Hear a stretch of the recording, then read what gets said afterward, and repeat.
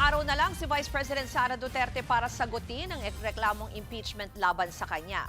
Sa gitna naman ito, may banat ulit ang bise sa Administrasyong Marcos. At live mula sa Davao City, may Express Report si Bril Montalvo. Bril, may info ba kung nakapag-file na ng sagot ang kampo ng bise?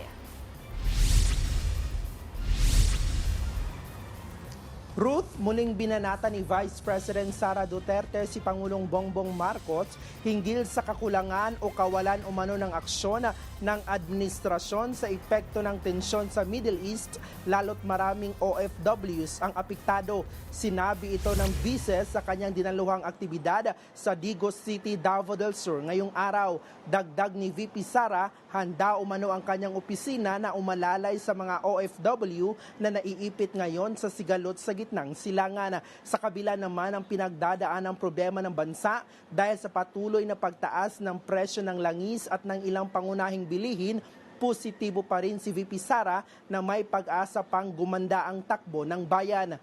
Pakinggan natin ang kanyang pahayag. Marami siyang kakulangan bilang presidente. Hindi lamang sa pagbibigay ng simpatya at empathy sa ating mga kababayan. More than that ay yung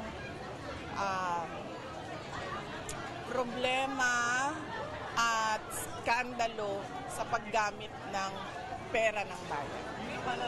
Well, it will be a difficult road back to prosperity, pero it is not impossible.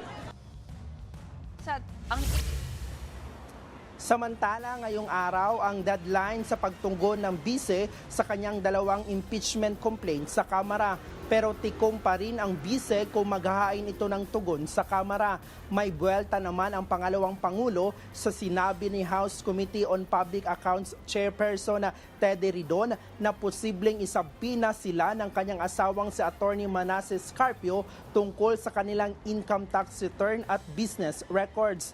Pakinggan natin ang pahayag nito. Kausapin muna nila ng maayos yung mga abogado nila dahil sa nakikita natin ngayon ay yung mga iilan sa mga members of the House of Representatives ay inaabuso yung kanilang posisyon at kapangyarihan at more than that ay lumalabas na para silang mga law benders. Ruth, muling nagpasalamat si VP Sara sa mga Pilipino sa patuloy na nagtitiwala sa kanya, lalo't mataas pa rin o nasa 55% pa rin ang kanyang trust rating sa bagong inilabas na survey ng Pulse Asia. Ruth. Yan po ang ulat ni Bril Montalvo ng News 5 Mindanao.